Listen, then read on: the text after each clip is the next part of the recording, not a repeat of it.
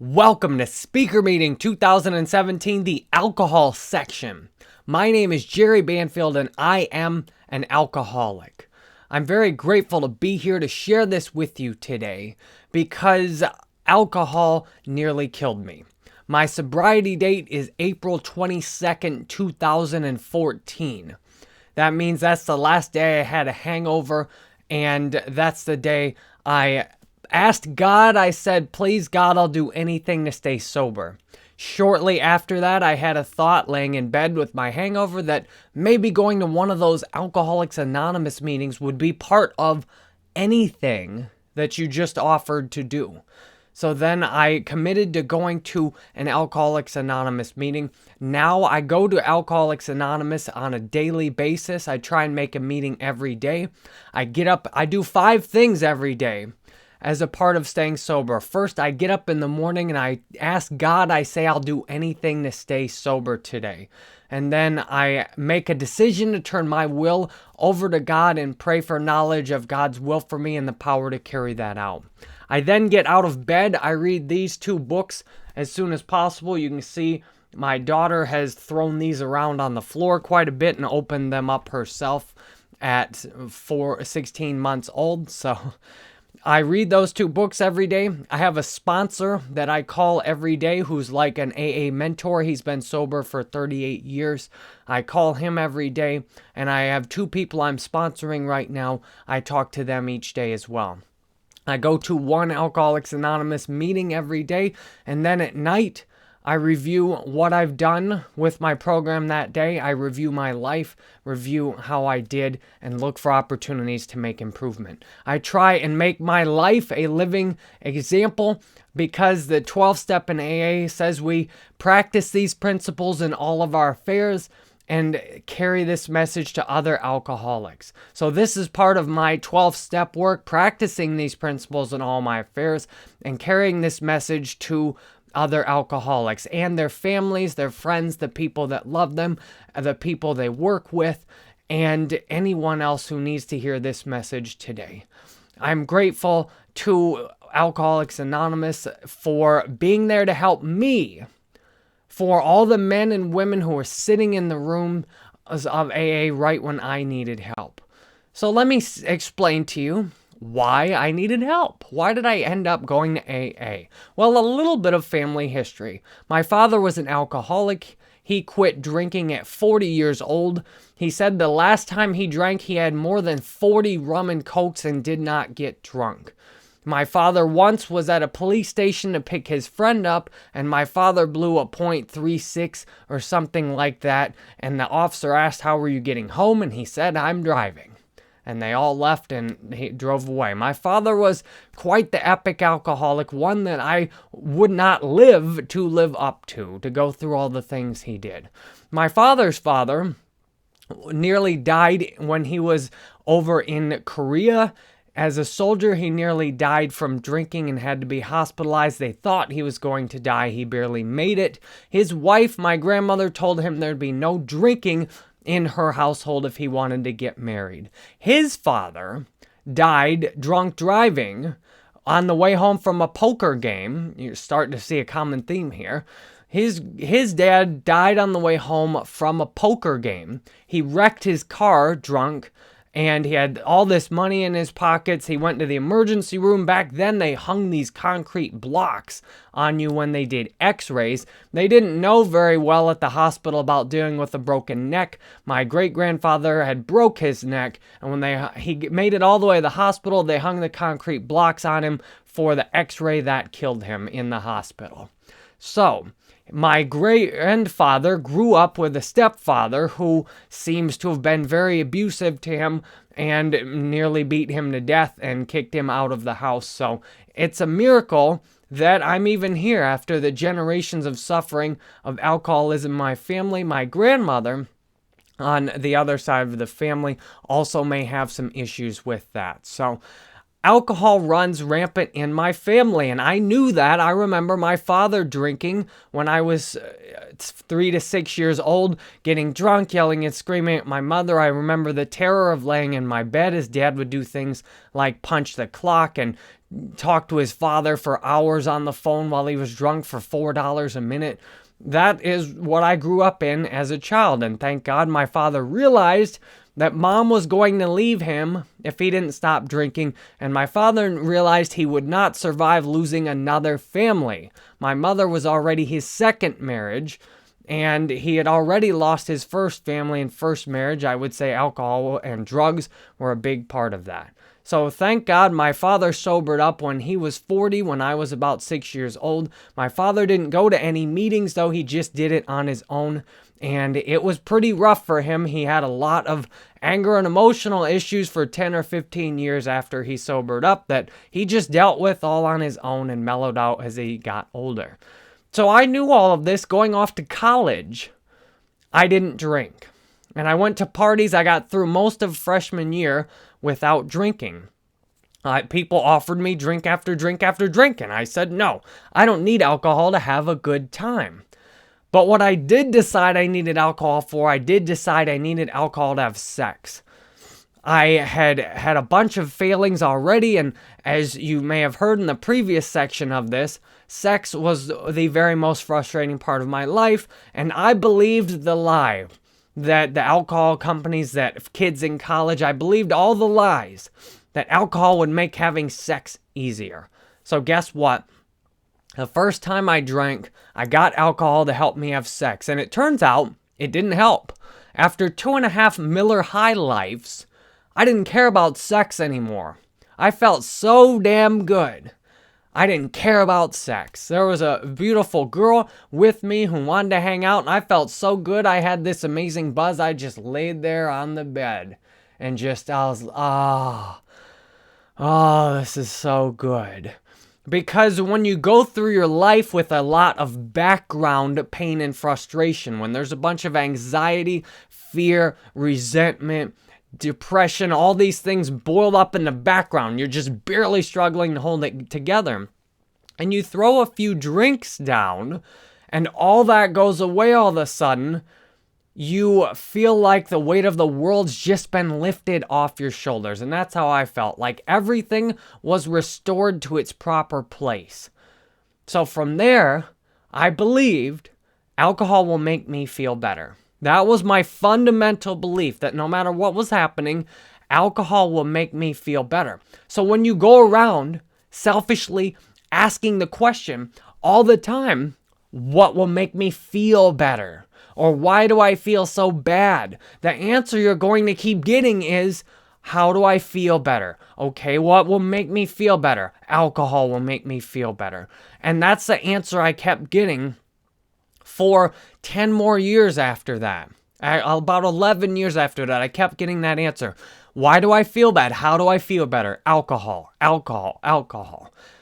Well, if 2.5 beers is good, then 8 drinks must be great, right? The second time I drank, it was obvious I was an alcoholic. Because if you look at what happened, look how I reacted. I'll compare this with my experience on marijuana here after I have a quick sip of my tea.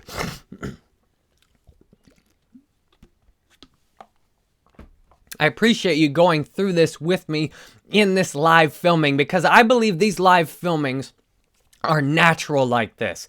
What I'll say comes out straight from the heart, and then I won't edit everything to make myself look pretty. And I think the flaws are what make things great lots of times. So the second time I drank, I was at nearly the end of freshman year. And again, I found some girls in the laundry room downstairs that were going to a party at one of my friends' places. So I thought, for the first time, I'll go to a party and drink. I used to go to lots of parties freshman year of college, but I didn't drink in any of them. So I was really excited to go to a party and drink, and I hoped that drinking would help me get with the good looking of the two girls. And you'll find out how it happened. So I got there, and there were lots of drinking games, so I did maybe 4 or 5 shots, and I drank 3 or 4 beers there. So I was good and wasted. And I did not have any luck with any girls, because I don't know why. Probably there were like twice as many guys there to girls. So usually in life, it's about positioning. If you want to have good luck with girls, there probably need to be less guys than girls there. So I went to get a sandwich with my friends afterwards. I came back to the dorm room, and that's when the throwing up started. The room started spinning, and that was the first time I went through and I threw up for, let's see, about 14 to 16 hours. I was sick because then I didn't know anything to make a hangover better. And I just threw up. I didn't eat anything. I couldn't hardly drink any water, and I was miserably sick.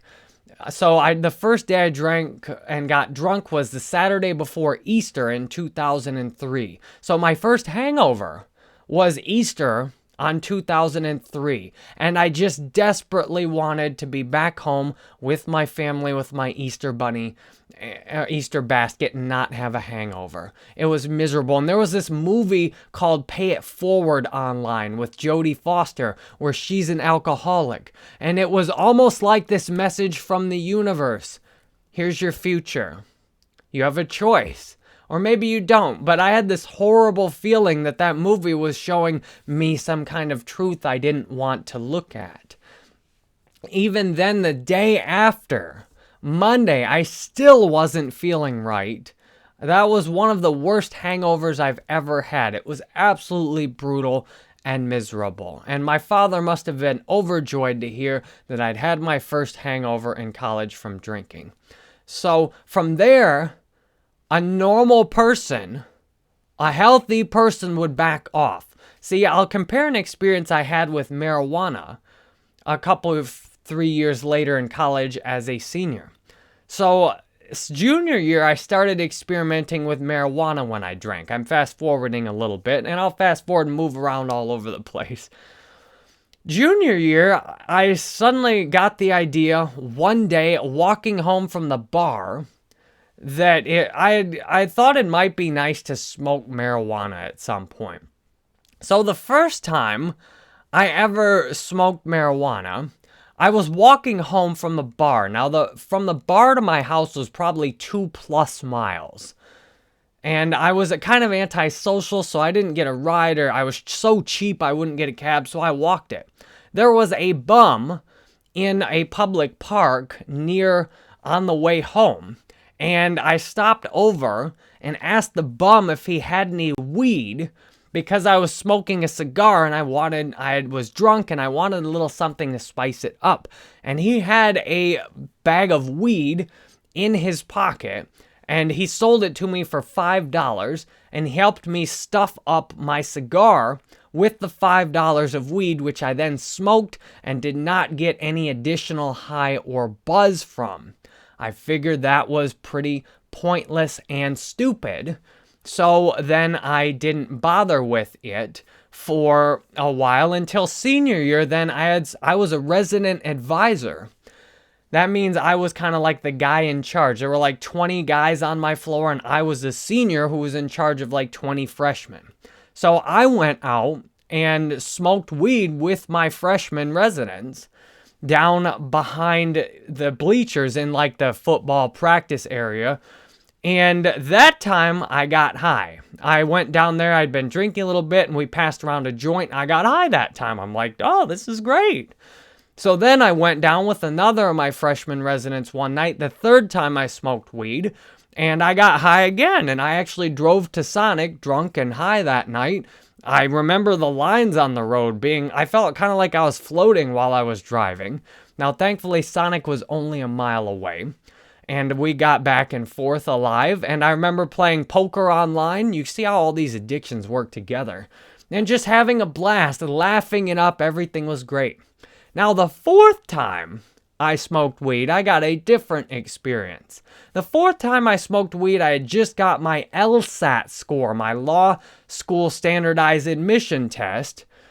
I just got my LSAT score back, and I was really, really upset because I got like 62nd percentile or something. It was better than most people did on the test, but it wasn't going to be good enough to get into some great law school or to get a great scholarship or anything. I was really mad about my LSAT score. At the same time, I hadn't studied that much for the LSAT. I hadn't taken it that seriously. and I still did pretty good on it, but I was really, really upset. So like with anything else, my strategy was to get drunk.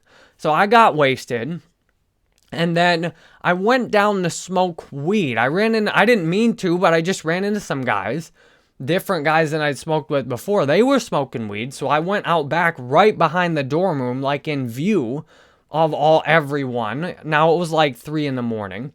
And I smoked weed with them, and this stuff, I don't know what happened, but I inhaled deep, and I always inhaled whenever I smoked anything, and it didn't usually have much of an effect on me, but this time, I don't know if it was laced with something or what, but when I breathed out, I felt like I still had whatever it was inside.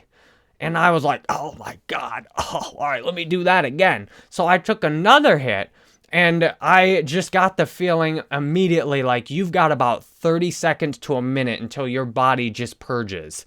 And I ran upstairs. Thank God the elevator was right there. I sprinted straight up. I was on the 9th floor, all the way up to the 9th floor, got in my room, grabbed the trash can, got in the bed, and oh my God, I was sick. And see, the beautiful thing about marijuana is that I got sick within maybe 5 minutes or less of doing those last 2 hits of it. So I woke up the next day and I said, I'm never doing that again. I'm never smoking weed again. That made me sick. Now, why didn't I do that with alcohol? That's a normal reaction. A healthy reaction, if you got wasted and had a horrible hangover and got miserably sick, a normal person would say, I'm never doing that again. A normal, healthy person who tried smoking weed and got really sick would say, I'm never doing that again. And that's what I did. The last time I smoked weed was that last time in 2005 that I just told you about. No matter how drunk I got or what situations, I always said no to marijuana after that because I associated marijuana makes me sick. That's what it does. Marijuana doesn't make me feel better. It makes me sick. So I had a very painful experience the last time I smoked weed, and I used that to reprogram my idea about weed. Weed is not fun. Weed doesn't make me feel better. It makes me sick. Well, alcohol, it took a really long time to do that. And the sick thing is, my mind still thinks today. It still gets the idea that, well, now that you haven't drank in almost 3 years, you're normal. You're pretty normal again, right? You can have a drink or two.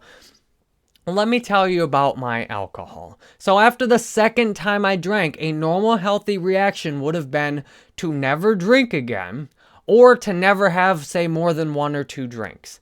That, I'd say either of those reactions are normal. The reaction I had was, I love that. I'm going to try to avoid the consequences. And that is an alcoholic, addict kind of way to think about something. I just had the stomach flu the other day. It was about a week ago. And oh my God, the misery, the throwing up, the nausea. And after almost 3 years of not drinking, I could see I'm like, no amount of pleasure from drinking or anything is worth this amount of sickness from a stomach flu. The stomach flu felt just like a hangover. And I've had hundreds, if not thousands, of hangovers in my life that I volunteered for. So there's definitely something, and I go back to the sex thing. I remember the moment I decided to do anything to just satisfy my sexual urges. And at some point, I decided I'd do anything to manage my alcoholism. I'm not sure where it was, though. It might have been after that second time I drank. Instead of just saying I won't do it again, I decided, you know what, let me try and get the best out of this and minimize the consequences. So let me tell you about the last time I drank, and then we'll go into a lot of the stuff in the middle. So you see, the second time I drank, it was pretty normal, right? I went to a college party, I got drunk, I threw up and had a hangover. Like, there's nothing special there. Let me tell you about the last time I drank. The last time I drank, it was Monday. So my wife went to work. It was 2014, April 21st, 2014. My wife went off to work, and now my wife we lived in Sarasota, she worked in St. Petersburg, and she worked a normal job, and she was gone like 12 hours a day then. So she'd leave at like 7 in the morning. She wouldn't come home till 6 or 7 at night for her job. And what I liked to do was I liked to get up either with her or a little bit after her and get to work. I had my own company. I'm grateful I still do. I had my own company, so I worked for myself. I had an office back then. I'd like to go into the office, do some work, feel like I was productive. And then after doing some work, I like to go to the gym, feel like, yeah, now I really did something useful. And then I like to get home anywhere from noon to 2 in the afternoon and start drinking and playing video games. Now, of course, that's not how it started out or anything. That's what it got to, though. So I liked to do that as often as possible. Now, if I was doing something with my wife, like going out to dinner or we had plans, I would try and not drink. And if I had a hangover, I'd try and not drink. So if those two things weren't going on, I really wanted to drink. And occasionally, even if, say, my wife and I planned to go to Universal on Saturday, I'd still get wasted on Friday. I'd be so sick we couldn't go to Universal on Saturday. And by the last time I drank, this was just another typical Monday. And my dad's memorial was that coming weekend, so I knew we were visiting my mom. So I'd planned out that this Monday I really got to tie one on good because I might only have one other time to drink before I go visit my mom for dad's memorial. So it was a perfect day to drink, I thought. I just probably spent some time with my wife and her family on Sunday. I woke up Monday feeling all right. So I did some work Monday. I went to the gym.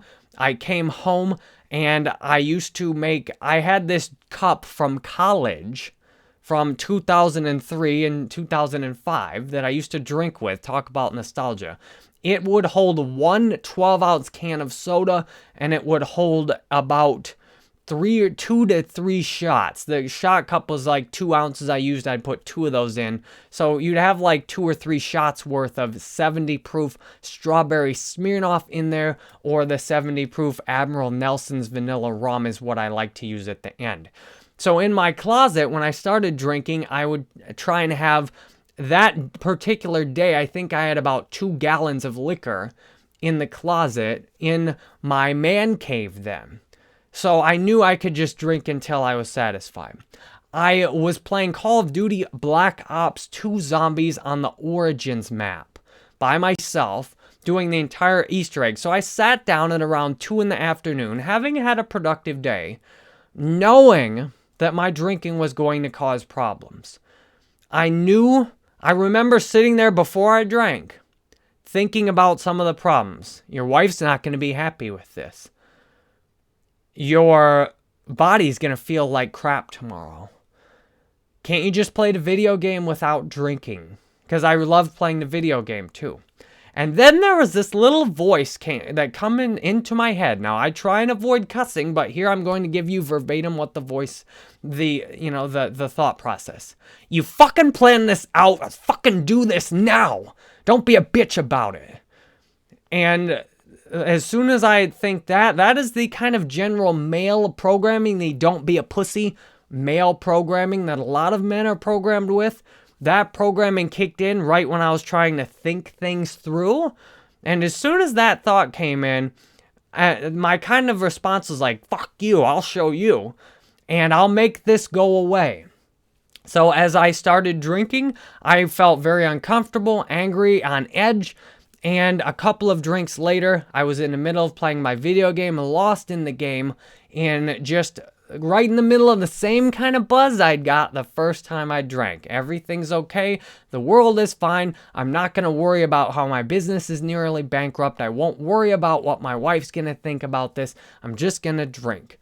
And so I just drank, and meanwhile, I had a gaming date, so to speak, to play with my friend later that night, but I wasn't too worried about that. I was more interested in playing the exact game mode I wanted. I also was playing this Eminem song called Fack. Oh, oh, oh, I'm gonna fack and come. Oh, shit. Oh, yeah. It's a really song filled with sexual shame, and including having sex, gerbils up the ass. I mean, it is a really nasty song. See that gerbil? Grab that tube, shove it up my butt. And the song is just, it's disgusting. And I was into that because I was into anything that helped me bring out the sexual shame that I had inside. And to not feel so bad, like you listening to Eminem singing about all that nasty stuff. And hey, I don't feel so bad about my sexual stuff. I didn't think of it like that consciously. All I thought of was, yeah, this song's great. This song's funny. I love this. So I'm playing that song on loop, just over and over. And I've got that like kicked up super loud on the stereo, just banging. Oh shit, oh yeah. And if you've ever heard it, it is like one of the most obnoxious songs you can listen to. And it's disgusting if you're a normal, healthy person. So I'm listening to this and I'm getting more and more liquored up. About every 40 minutes to an hour, I'm pausing the game, and I'm also doing laundry meanwhile, because I like to feel like I got something productive done.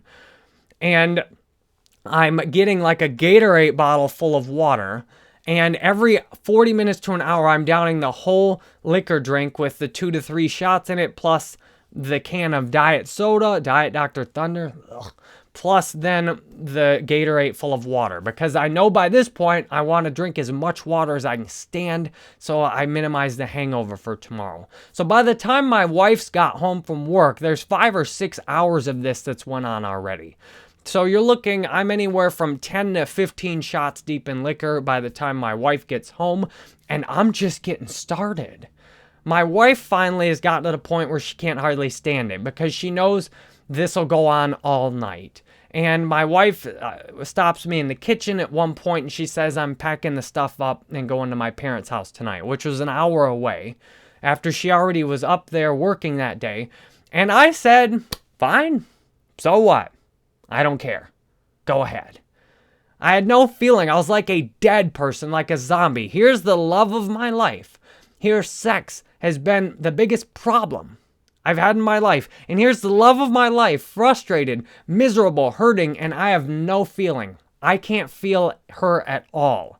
She is just an object in my world, just like the refrigerator, just like in fact, the video game consoles and the liquor bottles at this point in my room are much more important. Because when I drank alcohol, it cut off my feelings most of the time. Or sometimes it'd bring them out in some self-pity wallow in disgust. And sometimes it'd bring them out in the euphoria and everything's great. But most of the time, I was like a zombie, like dead. I have no feeling. I don't care at all. I'm completely off in the mind world. And that's what I told my wife. Fine. I don't care if you take and go to your parents' house. So what? I've got everything I need. I've got my liquor. I've got my video games. I'm good. And that's what I told her. And I went right back in my room to go continue playing the video games. Now, I actually broke my record. On that level, I got to 71 on Origins. I did the entire Easter egg, which is fairly challenging.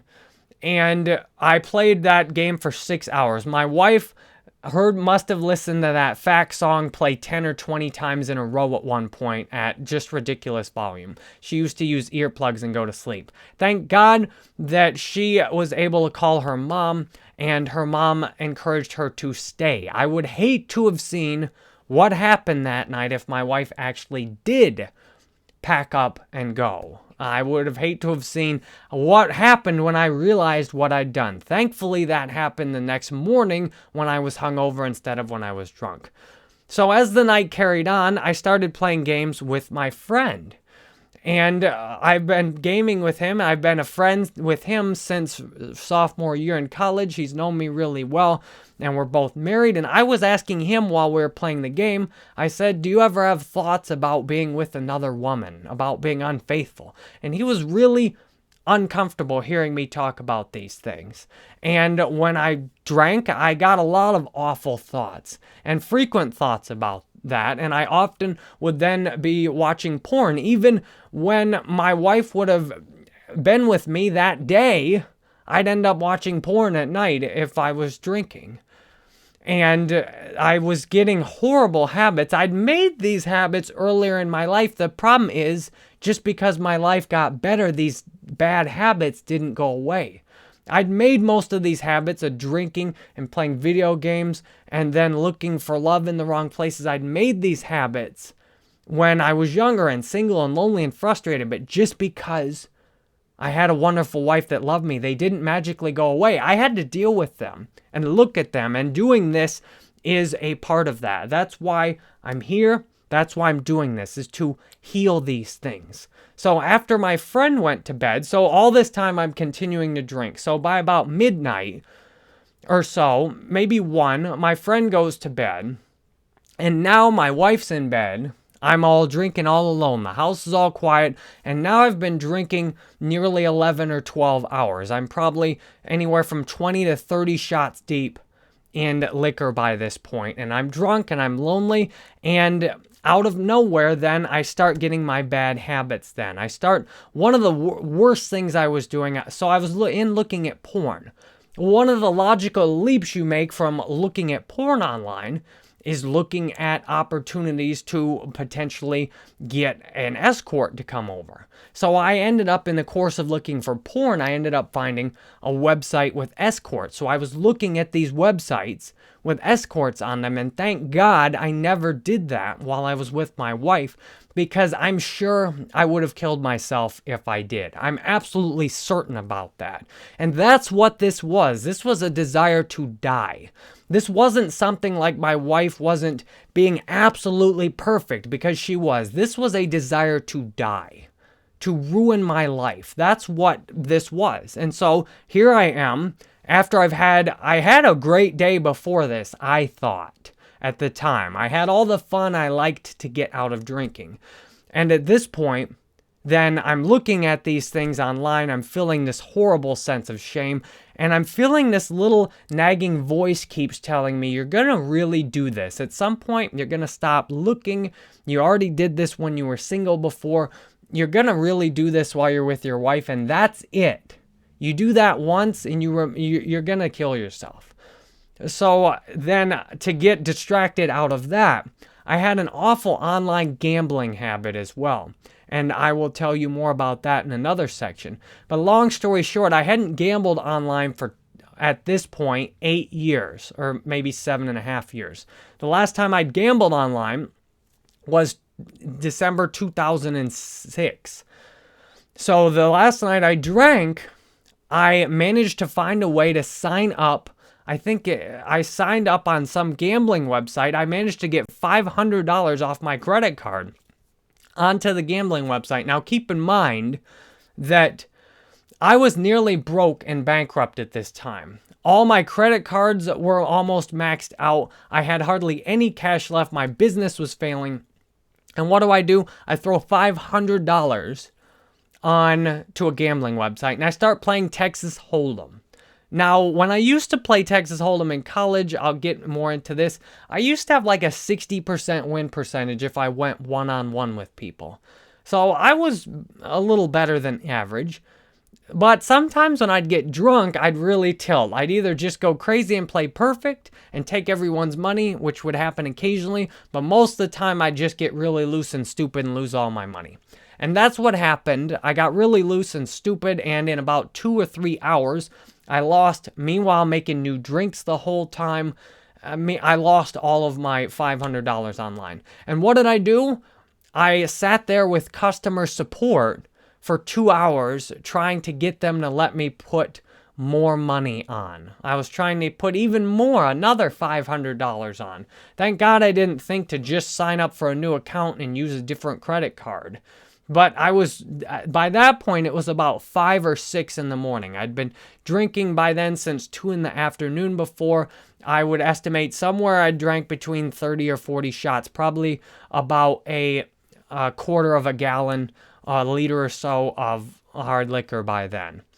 And that I finally just got to the point, the only way I could stop drinking usually is when I got to the point where I physically couldn't stand it anymore. And at some point, there'd be this magical point at night where the desire to drink would just be satisfied and turn off. And sometime while I was on the chat with customer support, the desire to drink just turned off. So I went to bed, and my wife got up for work shortly after that. Pause for a little bit of matcha tea here. So my wife gets up for bed. Now I probably gets up for work. My wife goes into work because it's Tuesday. My wife gets up and goes into work. Meanwhile, I wake up at about 11 o'clock having got a couple hours of sleep with a miserable hangover, god-awful hangover.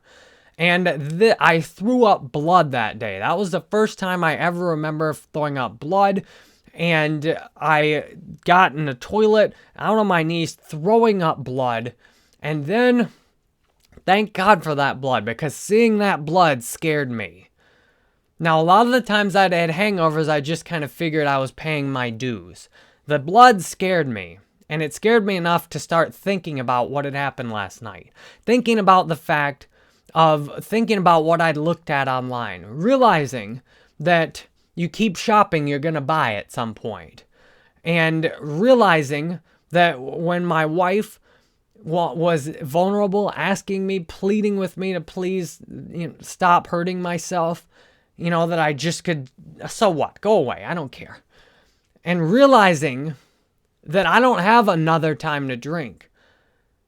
I had a weird thought the night before when I was drinking, maybe in the early afternoon, right? When I was getting started around maybe 4 or 5 in the afternoon, I was walking. I was like mid-step and this little thought crossed my mind, which when you have obsessive compulsive thoughts all the time, a new original thought is big news. I had drink in hand, I was halfway across the room, halfway mid-step, and this thought just slammed into me. Very gentle, but like the voice of God, I would say. This is the last time. And that's all the thought. It's just that this is the last time. And I'm like, who said that? What the hell? And I'm like, as I'm drinking, I'm like, no, it's not. No, it's not. No, it's not. And I woke up the next day and I could see, this is the last time. You're going to kill yourself doing this. And not only that, you can't stop. This is your life. You're going to go through with these stupid things you're looking at online. You're going to go through and do something worse than you've already done with this gambling thing, with all the other stupid. You're going to do something and you're going to go past a point of no return, and you absolutely will kill yourself then. And there's no hope. There is no hope. You have to do that, because by this point, I had tried to quit drinking at least 20, if not 50 times. I had tried to quit drinking. Now, some people think that an alcoholic is a weak-willed person. Understand that an alcoholic is often a very strong-willed person, and alcohol is the weakness that makes up for it. So by this point, I'd had my own business. I'd pushed through all kinds of business failures. I'd got new customers from hundreds of customers from 20 plus countries around the world. I'd finished my master's degree. I had an amazing wife who was sticking with me. I had been through all the things I told you in my life. I had an amazingly strong will to get my way. In fact, I've been really good at getting my way most of my life. And alcohol is the one area my willpower is a complete failure. I can't stay sober. Even today, if I don't do the things that keep me sober, I'm very likely to die today from drinking myself to death. And that's why I share this with you, because this is part of how I stay sober. So I realized it didn't matter how much I wanted to quit drinking, there was no hope. That even seeing in the middle of this hangover, as bad as I felt, as bad as things were, I would still drink again, no matter what. I'd soon enough forget how bad things were, and all I would remember is the original belief I just told you. Alcohol makes me feel better. That fundamental, foundational belief, alcohol makes me feel better. And that got me desperate enough to pray to God, because I wasn't into praying to God, except, God, get me out of this.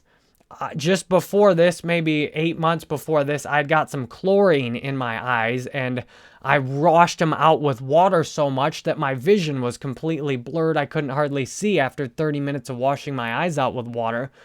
And I was scared to death, just screaming. I had a panic attack. God, please, I'll do anything if I don't go blind. And I didn't go blind, and guess what? I did drink the next day, though, to numb the pain of the whole thing. And I could see that I was on my way to dying a disgusting death, and there was nothing I could do about it. And that got me desperate. I don't even know why. I just said, God, please, I'll do anything to stay sober.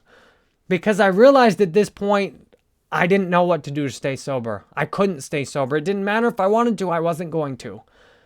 And then just a little while after that prayer, I was laying in bed listening to audiobooks, something like Brene Brown, Power of Vulnerability, just desperate for any distraction from a hangover.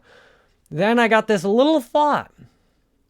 Well, going to one of those AA meetings might be part of anything that you just offered. And wow, yes? Okay, I'll do that. I will do that. I did just say I'll do anything. Okay, I'll do that. And then I talked to my wife when she got home. And I told her, I said, I'm willing to do anything to get sober. I'm going to go to an Alcoholics Anonymous meeting. Because at this point, I'd already swore to God and to my wife that I'd never drink again, and that didn't work. And my wife and I had already been through that, but I'll get more into that in a minute. So as I started that, okay, and then I looked for meetings online, and I found a meeting that was just across the street from where I lived. It was a really good meeting. It was my home group for the first almost 2 years I got sober before my wife and I moved. It was an absolute miracle, an absolute gift. And I then scheduled, because by then it was Tuesday, I was going to visit my mom on Thursday with my wife for Dad's memorial. I had always been able to stay sober when I was around my parents. So I figured I could make it one day. I could finish the day with a hangover. I knew I wasn't going to drink that day because I was way too sick. And I thought I can make it one day sober on my own before we go visit my mother. And then, thank God I had just enough self-awareness. Now, my wife realized this a long time ago. She said, every time we get back from a trip, you have to have a bender the next day. And I realized I could see my choice. We got back from visiting Dad's memorial. We drove back on Monday. I realized on Tuesday I had two options. You go to that Alcoholics Anonymous meeting or you drink. There is absolutely no other option for me. No other option. You will do one of those two things. So after going to Dad's memorial on Sunday, which was very difficult and on the edge and frustrated and holding on, thank God that I wasn't tempted with a drink or anything. Then we drove home on Monday, and then on Tuesday, which normally would have been my bender day. And by that point in my life, a week without a drink was a really long time. I went to Alcoholics Anonymous for the second time on Tuesday. I'd been when I was 21 years old. I'll tell you a little bit about that in a minute. I went to the Alcoholics Anonymous meeting on Tuesday, and I was scared. And I went because I was more scared of seeing what would happen if I didn't go. I knew I had to drink again. And after all the things I told you about, and all the things I'm going to tell you about, I knew I am going to either drink again and die, or I'm going to go to this AA meeting. So I went to the AA meeting. It was at a church, and it was scary walking in there. I saw the sign. It said Serenity Room. Meanwhile, I don't have any serenity. I'm like, I'm just on edge. I'm tense as hell, and I'm trying to look good. Hi, hey, how you doing? So I walk in, I sit off in the corner, and they ask, is anyone new or coming back? And I was so glad I didn't have to say I was new, because I'd been to AA once when I was 21 to get out of trouble. And I went home and drank right away that night. I'm not an alcoholic. And I stood up, which is funny because hardly anyone stands up to introduce themselves. I stood up and said, I'm Jerry, I'm an alcoholic. And I don't know if I believed it or if I just was faking it to fit in, but then I told them a bit about my drinking, which was more than I ever hardly did with anyone.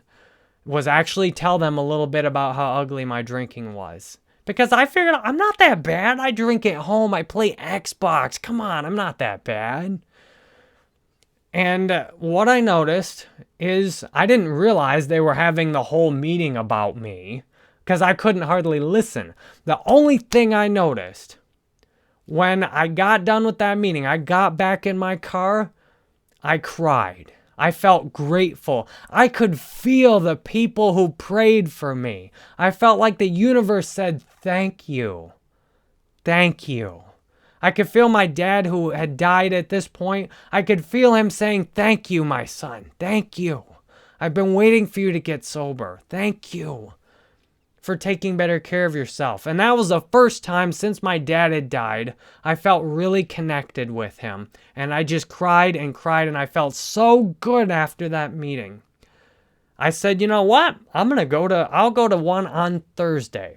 Here was my rationale. I figured that I drank twice a week, which I drank maybe 2 to 4 times a week on average at this point, as I just mentioned, usually for 12 plus hour benders.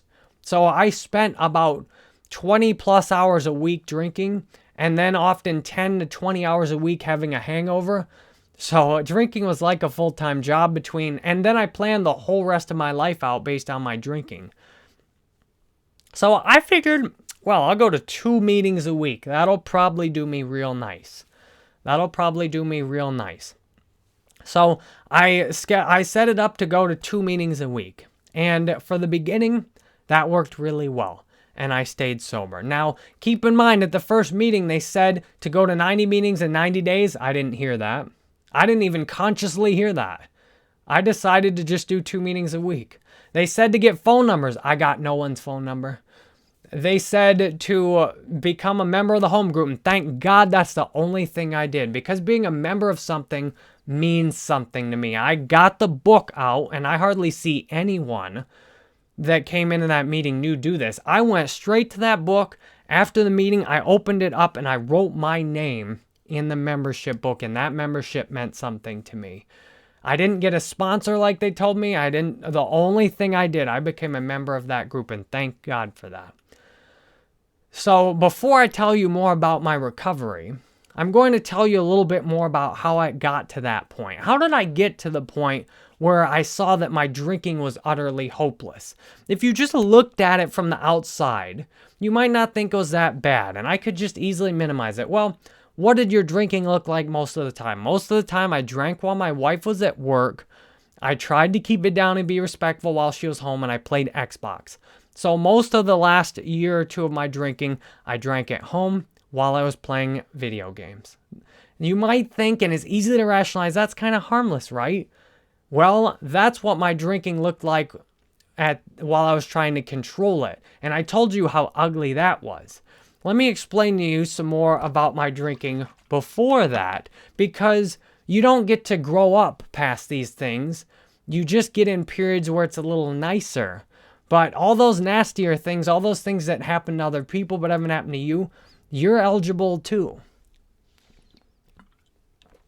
So I'll go back now to my college drinking here.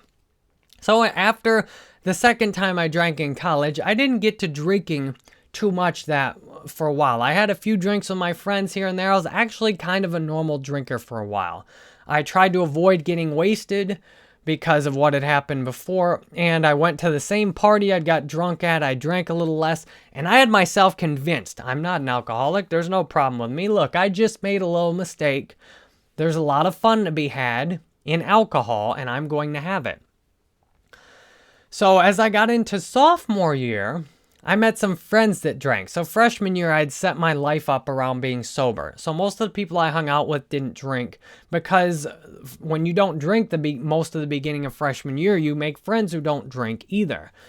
But sophomore year, I came into sophomore year being willing to drink, and I became a resident advisor sophomore year. So I was on a freshman dorm. I was the guy in charge of the freshman hallway with like 20 guys on it. And then I met up the other resident advisors that I hung out with. Some of them drank, some didn't. And I started to drink with the ones who did. There was a resident advisor, a girl down the hall. She was like 24 or something. And she bought me all my booze for almost the whole year. I'd give her like a tip. I'd get a couple of handles and give her like $40. The handles would cost her like $30. And then she'd get like $10 out of going to the liquor store for me. And I made sure to always have a handle or two. Even sophomore year when I just started drinking, I made sure to always have a handle or two. And to me, that's alcoholic behavior right from the beginning. So I had to have it. And the very first day the freshman moved in, she spiked my drink. Her and the guy that lived across the hall, who was the RA, they spiked my drink. I didn't even realize it, and I ended up getting drunk on move-in day, and I didn't even mean to. Now, I could have simply had the first taste of it and said, no, I'm not doing that. But no, I knocked it out and then had more. And I was even drinking right on the job in the elevator in front of parents, and I thought no one could notice. I guess that's just what people expected at college. So from there, I hadn't done much drinking at that point, but by the end of sophomore year, I had started to build a resume of stupid things I'd done while drinking. I had damaged thousands of dollars of property. I smashed all kinds of things. I'd get drunk and go around and take this chair leg I had, this chair that had fell apart, a wooden chair leg, and just smash things around the dorm room. Yes, while I worked there. Isn't that crazy? I'd smash whatever was easy. I'd smash whatever would make the loudest noise. One time I nearly even got caught, and the police came. And thankfully, I got out of that. It's just amazing, the stupid things. And this was just within the first year or so of my drinking. We did one night, like we threw a burning carpet off the 8th floor. We lit a whole carpet on fire and threw it off the 8th floor. I went down and had this I burned a whole bunch of stuff. And I got really started on my alcoholism that year. And I didn't do it alone. My friends would drink with me and we'd get into the stuff. My friends all got into this Nazi stuff. I don't even know how we got into it, but we were all into this Nazi stuff. I think we watched American History X, and that's where we all got into it. We got into all this Nazi stuff, and then that became a part of my drinking. And I took a history class the next year just about Nazism. And so by the end of the year, then I started gambling online with my friends as well. One of my friends introduced me to that. So I discovered I could really have a good time if I drank, like if I was lonely, because mostly sophomore year, I still drank socially. I'd have parties with my friends. I rarely drank by myself in my room sophomore year, but I ended up in my room after the party a lot of times sophomore year, and all alone, as I described, with looking at the porn. And then I'd watch all these movies I downloaded illegally, like Crash, American History X, Pulp Fiction. I'd watch all these movies, and then at the end of the night, I started to realize, hey, if I'm feeling lonely at the end of the night, I can just pour some more drinks in my room, and then I'll feel better. I'd play video games also. I'd played lots of Madden. That year, that was the year Michael Vick was just way overpowered in Madden. So by sophomore year, my drinking had started to become seriously dysfunctional and alcoholic. If you looked at it, you would see this is not what a normal person does when they drink. This is what someone who's sick, who has a lot of things causing them problems, and drinking is but a symptom of all these deeper problems. So junior year, I started drinking anti-socially a lot. Whereas sophomore year, I honestly was a social drinker most of the time. Junior year, I switched, and most of the times I drank were anti-social. I moved out of the dorm room, so there weren't people to drink with all the time. And my roommates, one of them was a guy I drank with a lot as a RA, but he calmed down a bit. He wasn't looking to get drunk and go to a party every night. And my other roommate was a guy, he got married, and he didn't drink that much. He'd drink with us occasionally. But I was on my own lots of times, and I was too lazy to go schedule things. So junior year, I spent a bunch of nights in my room getting drunk by myself, gambling online. And that became my new go-to thing. If I'm lonely, if no one wants to hang out with me, all I need is a bottle of liquor, and then I can just $20-$50, I can gamble online all night. And that's became what I did. And things really took off in that I used to just play small stakes. I'd do a $5 heads up game and I could win about 60% of those. So I could usually just make about $3 an hour gambling online and drink. So I thought that was heaven. I'd sit there and make some money winning these heads up games against suckers, as I thought, taking their $5. And I could usually, if I started the night with 20 bucks, lots of times I could end it with 40 or 50 or $100 sometimes. And then what I'd do is lots of times I'd just gamble until I had no money left. So if I lost, then I'd be out and I might watch a movie and go to bed. But if I won, then I'd buy into a tournament or I'd save some money. But I'd like to get into a tournament if I was having a good night because then I could win more.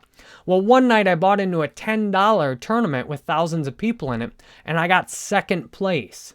I won 800 and some dollars out of that $10 tournament. Then all of a sudden I was big time. Now, I know how to gamble now. I'm good. And I really know what I'm doing. And I won that tournament again another time. Well, the problem is a $10 tournament at 3 in the morning, you get a lot of people who are drunk, high, who aren't playing very good. I started buying into some more of the serious tournaments, and then I started really getting some big losses. So as my drinking progressed, at the start of the year, I was having a few drinks and gambling a little bit and going to bed. By the end of the year, it was starting to look more like what I just described. 8, 10, 12-hour drinking benders, up all night, gambling up all night, continuing to get into worse and worse deviant activity. I don't know what it was. I'd get lonely, and it was like the devil came over me and possessed me or something. I'd go out and do things that were just unimaginable. In addition to watching all of the nasty movies I talked to you about, I'd go out and just vandalize things or just break things. One night I tried to blow a car up. I got the gas tank open and put this string down it and I lit it and the string kept falling off. I swear some higher power is looking out for me lots of times with all the stupid stuff I did. And I lit this string and the string wouldn't go in it and blow the car up. I guess they'd already thought of that in the design. So I kept getting into more and more delinquent activities like this, smashing things, running around, just doing stupid stuff at night, trying to break a car window. Thankfully, car windows aren't that easy to break, and I wasn't that strong, so I'm sitting there whacking away at it, and I can't even chip it a little bit, hurt my hand. And I'd wake up the next night not having even remembered exactly what I did or how I did it. I'd go to the bar, get in stupid fights, and it just continued to get worse. So senior year, I moved back into the freshman dorm and I become a resident advisor again. And this is when things just got even worse because now, when I'd been kind of a social drinker sophomore year, I still had a lot of bad habits, but senior year, I was a serious drunk by senior year. I was an everyday drinker senior year. This is the only time in my life I consistently drank every day. I'd drink anywhere from 5 to 7 days a week. And while most days I'd have maybe 3 or 4 liquor drinks, I'd get good and drunk at least twice a week. And the things I kept doing got stupider and stupider. By the end of the year, I threw a keg party with my residents in one of my residents' room while I was on duty. So this means while I was responsible if anything happened, that way I'd know if there was a complaint or something, I'd hear about it first. So I just kept getting, one of the things I loved that I did, I was so antisocial. I thank God there was a girlfriend who came along at this time, or I might have totally went off the deep end. One of the things I did, my friends were all going on spring break, and I had been such a jerk so many of the times I'm drinking that no one invited me to go on spring break. I had tried to plan out spring break with my other friends, but it didn't work out. So here I am all alone drinking, and I used to think my mind was so warped that I loved like 3 days where my girlfriend wasn't around, where no one else was around, where I could just do nothing but drink and gamble and play video games. I thought that was heaven. And order a big, like, Papa John's large steak or pizza or something like that and watch football too. So this is what I did on spring break. Well, at about 7 a.m. on one day on spring break, I decided I was going to go to Daytona Beach by myself. So I packed up a little bit of liquor, and by this time I was 21. I packed up a little bit of liquor in my backpack, in a flask, and like a water bottle or a Gatorade or something. And I showered, I'd been up gambling and drinking, playing video games all night. I used to play World of Warcraft and World War II online.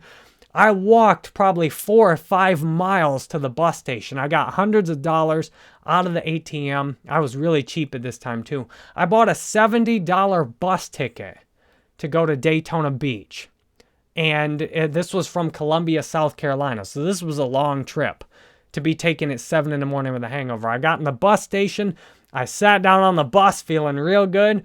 The problem was, or maybe thank God, I had stopped drinking at maybe 4 or 5, 6 in the morning. So it was 10 in the morning by now. I started to sober up. And when that bus started moving, oh my God, I made a big mistake. Oh my God. Oh, the bus was so sick. Oh my God. I'm like, I'm going to get sick. I'm going to throw up. This is a bad idea. I'm sorry, God. I'm sorry. This was stupid. So I get off the bus station at the first stop, and somehow I snuck onto the bus, so they didn't even take my ticket. I bought a ticket back to where I just came from for like $10 or $15. I waited. Oh my God. It was forever. I finally got back to my dorm room. I was so sick and tired, I took a cab back to my dorm room, which was really hard for me because I was so cheap. And I got back to my dorm room at like noon. Oh my God, that was stupid. And I even got the full refund on my bus ticket because they hadn't even punched it. So I managed to get the $70 back on the original bus ticket. So that was the kind of stuff. These were routine things I did when I got drunk. This was me normally getting drunk. I'd get drunk and buy a plane ticket to Vegas. Or I'd get drunk and call the airport. And when can I go to Vegas? I wanted to go to Vegas so bad. So by the time I was graduating college, I was definitely a real alcoholic by any definition. And the first time I tried to stop drinking was senior year. At this point, I had never tried to quit drinking. I had just tried to manage it. I thought it was fun. Junior year, I'd almost died from drinking one time. I had been watching Pulp Fiction, and every time they did a shot, I did a shot of Tanqueray. And damn, that was miserable. The Tanqueray... Oh man, that was nasty. Just, it tasted like drinking an evergreen tree that then slapped you across the face. It was disgusting. So what did I do? I did a shot of Tanqueray every time they did a shot, got a shot, someone got shot in the movie. And then I did a double shot when Mia gets stabbed in the heart with the needle. And then I did a Super Troopers shot as well. While he goes into the bar at Super Troopers, the one guy does and bangs down 4 shots, one after another, and jumps up and does this little thing. So I did that too. So I don't know how many shots, but every time there was a shot, someone got a shot, I did a lot of shots.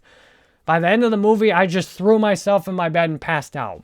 I woke up and I was feeling around, and it was dark. I couldn't see anything, so I'm like, why the hell is it all wet? And then I'm like, then I went in the bathroom and threw up, and then I came back in and realized what had happened. I had thrown up face down while I was unconscious. Now, thank God, if I had thrown myself on my bed back up, we wouldn't be here talking. I'd have died. I'd have thrown up and killed myself throwing up in bed. So that was the first time I'd say I almost died from my drinking, was junior year. So just a couple years after I started, I'd already nearly died from it. Now, sure, other people's progression's worse. Some people's is better. This is my story. And I share these things so they may be healed, so that you can relate to these things in your life. Well, the second really bad thing that happened, I had this car that I bought from my parents that I loved, and I drove it, and I made it through. I had it sophomore and junior year in college. Now, sophomore year, I strictly said absolutely no drunk driving. If I've drank, I will not drive my car. Well, that went downhill. One night, my roommate had a girl over while I was drinking one night, and we were literally sleeping in the same room. So at like 1 in the morning, he kicks me out of the room so that he can have sex with this girl that he has over. And I'm really lonely, and So what do I decide to do? I decide I'm going to go to Walmart and buy a shotgun. I didn't have any guns at this time, but this is the kind of stuff I did when I was drunk. I decided I'm going to go to Walmart and buy a shotgun. That's what I'm going to do. So I get in my car. That was the first time I drove drunk, and I knew I was doing something really wrong then. And I was lonely. I was drunk. I did it anyway. I was used to doing things I knew I shouldn't do at this point, mostly from drinking. Before I drank, I didn't do too many things that I shouldn't do. But once I had alcohol in me, if I knew I shouldn't do it, more reason to go do it. So I drove to Walmart, and turns out you can't buy a shotgun when you're drunk at 1 in the morning. Thank God. I just walked around, drove back home. Well, that broke the ice on drinking and driving. From there, I started drinking and driving all over the place. I'd drink and drive to go across the street to Sonic. I remember I bumped a car in the parking lot one night, pulled in, boom, whoops, put it in reverse. We'll just back in, park in another parking spot. And by senior year, I was drunk driving all over the place. I literally drunk drove my residents from my freshman hall. I'd drunk drive them out to wherever they wanted to go. We'd go get Sonic, or I'd drunk drive them and drop them off. I'd go to the liquor store. I bought liquor for my residents. I bought and sold liquor to like half my dorm room. I made thousands of dollars selling liquor to underage freshman as I was a resident advisor senior year. I was like training day, man. I was dirty. And that corroded my soul. And right around this time, I was just nuts. I was going to the liquor store every day or two. I was bringing in boxes and boxes of liquor because I was making $10, $20 a bottle. And at this point, I hardly made any money or had any money, and that was my drinking money and my gambling money. And anyone who wanted to buy liquor, just tell Jerry. Jerry has a whole liquor store. I had boxes and boxes. Sometimes I'd have 10, 20, 30 handles. I like the big half-gallon bottles too, because then people didn't need to come by as often and get them. And I could just I'd have fewer bottles. I could spend more and charge more too. Like I could charge like $40 or $50 for a handle of something. And then that maximized my profit margin. And then they could all pool together and buy one bottle of liquor. Well, I wrecked my car right around that time. I was going over to Waffle House at 7 in the morning after drinking all night, starting at around 7 in the evening, drinking all night, playing poker, video games, and watching Fight Club. Yes, it's ironic, isn't it? I got in my car all by myself, drove to Waffle House. I took a turn that you shouldn't go more than 15 or 20 miles an hour around. I went straight into it about 40 miles an hour. And by the time I realized I needed to turn the wheel, I'd already smashed over the curb. So I hit a curb and I ran out into this grass field. And I was so mad because my car, the airbags went off. And everything was screwed up. So I wrecked my car. Thank God I managed to drive it home about 3 or 4 miles. I drove it back to my dorm room and parked it right away because it was obviously wrecked. And then I got in this big panic, called my parents, and I'm like, I just got to get rid of this evidence. What happens if someone sees this RA's got a car that's drunk or that's all smashed up? They're going to want to know why. So I junked it. I took a few $100s for it and got it towed to the dealership and junked it. And then I did without a car for a year after that, which is why I was trying to take the bus to Daytona. And to me, that's the universe's way of helping me. If I'd have had my car longer, I probably would have had something tragic happen. So I was lucky the universe took my car away from me right there. I gave my car away with my own stupid behavior. So after that, I tried to quit drinking for the first time. I said, oh my God, I wrecked my car. I really have a problem now. After 7 days of being sober, now consider I had been selling alcohol. I'd been drinking with everyone all the time. There were all these freshman girls. I'd go get drunk. The second night, the first full day that everyone had, I had 7 freshman girls in my room all doing shots, and I thought I had made it. I'm like, I've arrived right now. Now I've finally got it. And I had all these girls that were interested in me just because I could get liquor and I was older, and I thought I'd made it. Right around this time, then I wrecked my car, And I tried to stay sober for 7 days. And I didn't do anything except not drink, and it was miserable. I sat there watching my friends drink, and I thought, life is passing me by. How am I supposed to go through senior year without drinking? And so after 7 days, I decided to start drinking again. And now I had to walk back and forth to the liquor store. And now, to sell people liquor, I had to carry the heavy bottles of liquor a mile from the liquor store in the South Carolina heat, from the liquor store back to my dorm room. And that didn't stop me. I sold liquor as much as I could get away with it. And I walked box after box after box. I tried to stagger it so the same person wouldn't see me bringing in at the front desk. I'd try and stagger it and come in at different times with it. And I always had liquor all the time. I never ran out of liquor once. Meanwhile, one of the other RAs snitched on me. I think he was jealous or something, or maybe he just was trying to help. I don't know. But one of the other RAs snitched on me halfway through freshman year, and my boss confronted me. He said, "Jerry, I heard that you were offering to drunk drive your residents," this freshman students, "I heard you were offering to drunk drive your residents to Sonic." And that was absolutely true. I had absolutely, back when I had my car, made that exact offer. And in fact, I had done that several times. I had drunk drove my residents. I realized he wasn't going to go for a complete lie, that if I just said no, that he was not going to go for that. I'd lied enough times in my life to realize you got to admit something, and omission is a better form of lying than a bold-faced lie. So I said, well, yes, I have been drinking with my residents. I've been drunk. I've been all over the place. I think maybe I'm an alcoholic. I haven't been offering to drive them anywhere, though. That's crazy.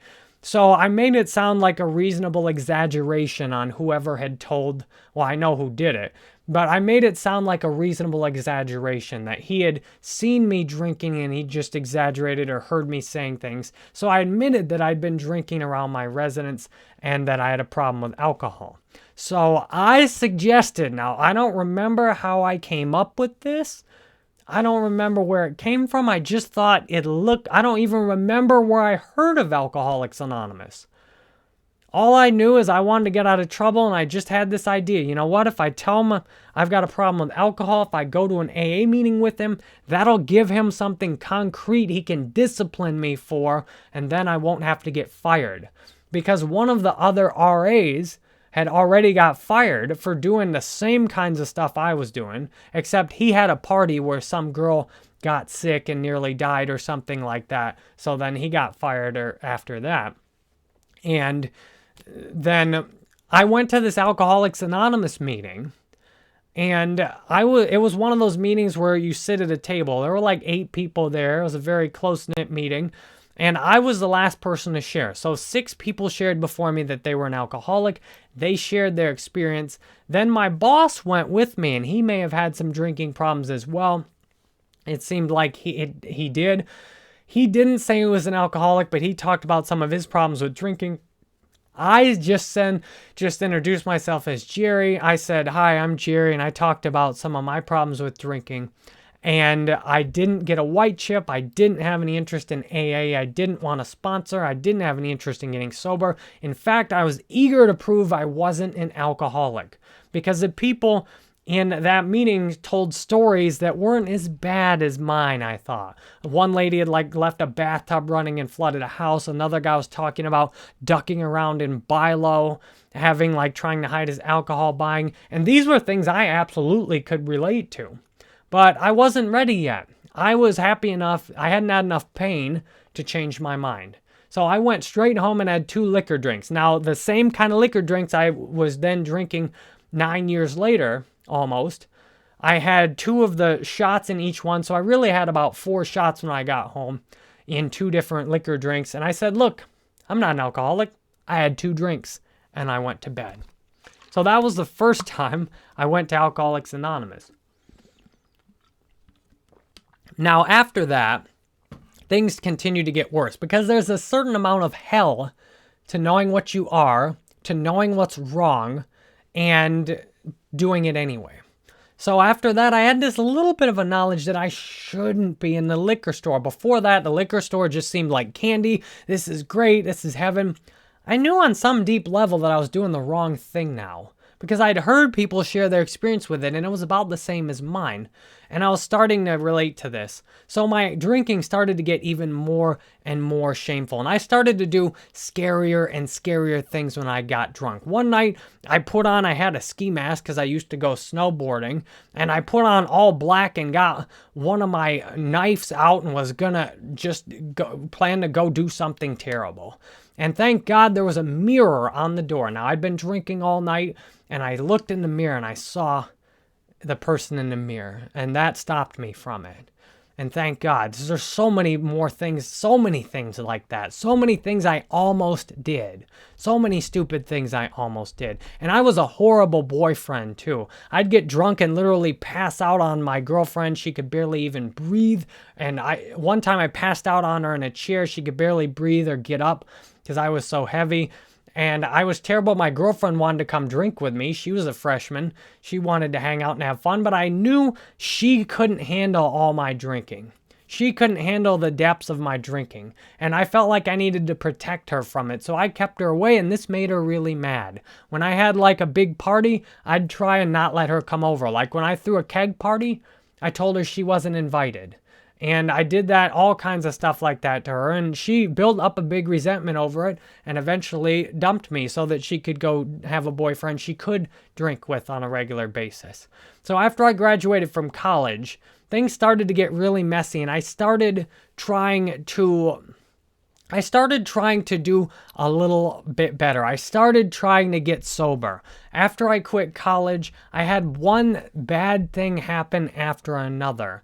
I would continue with this destructive behavior. I would continue with these dangerous activities, and I continued to get more and more scared. One night, I had a night gambling online where I just couldn't take it. Gambling and watching some Hitler video, because I was still into the Nazi stuff. I think I was watching Hitler's intolerance speech. And gambling and watching Hitler online and drinking and just feeling just disgusting. And I cried and I sobbed, and I was talking to my roommate, and I said, okay, I won't drink. I'm going to stop drinking now. So then for a few weeks, I managed to stay sober, and it was miserable. I was at work. At this time, I had a little internship that was full-time, and it was miserable. All I thought about all day was drinking and gambling. I didn't know what I was supposed to do, and I felt I would be listening to the same music I used to listen to when I was drinking, a little Tupac song, How Do You Want It? How Does It Feel? And I would be listening to these Tupac songs, and I'd be having all this nostalgia and feeling so sorry for myself that poor me, I can't drink.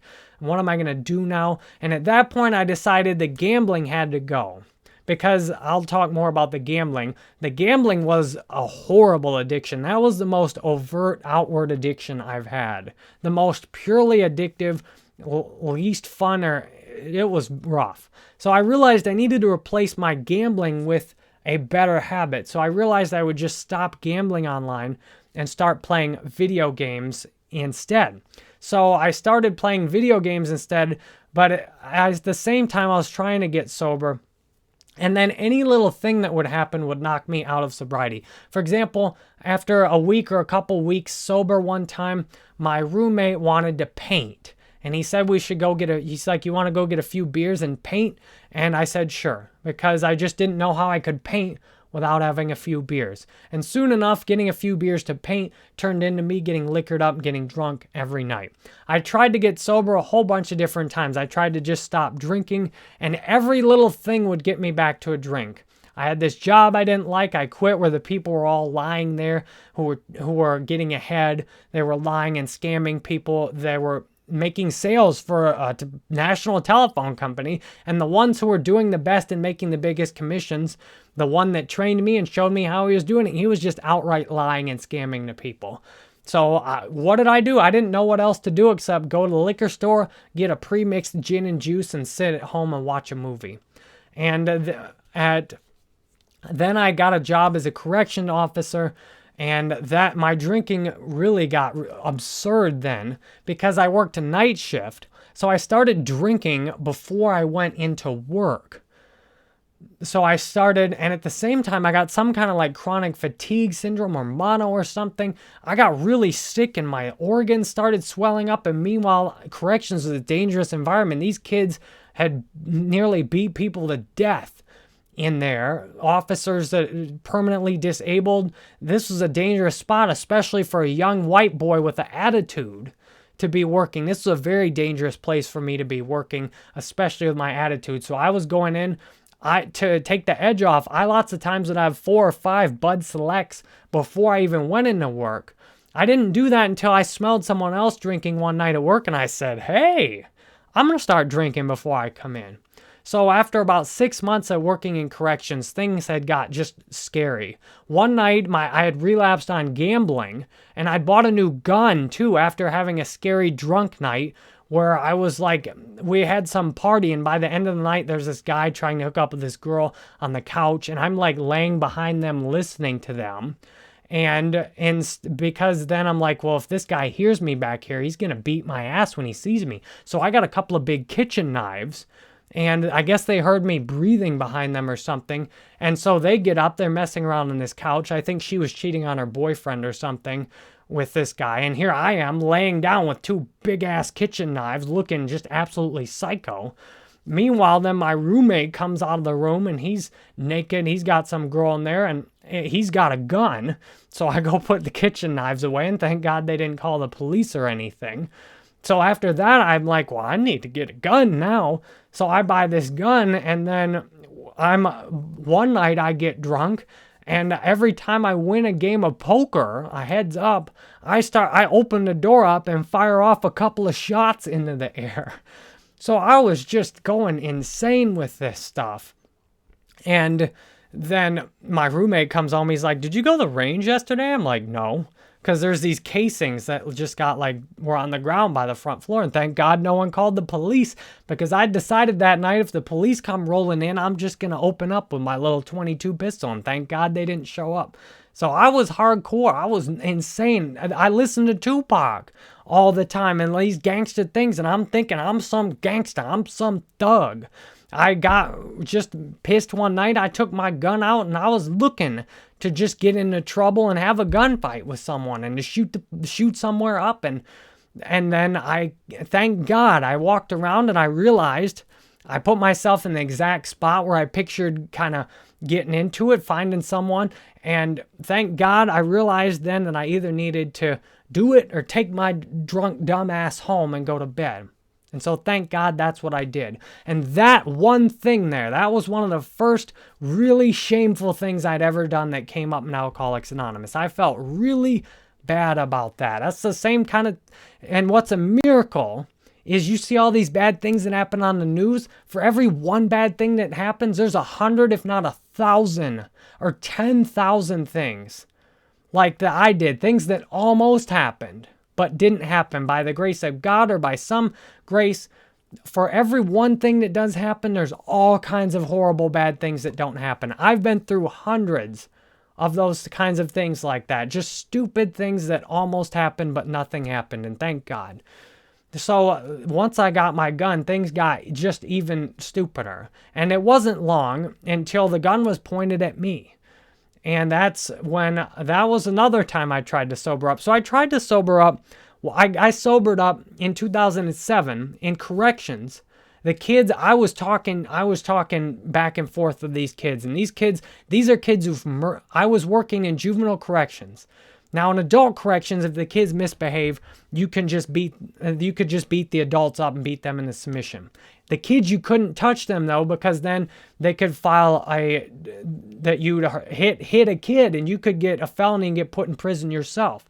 So this is a very dangerous environment with a lot of talk. The kids tried to jump me one day. Like 15 of them got in the bathroom with the light off where there were no cameras. They tried to lure me in there, and thank God I was so afraid I didn't go in there.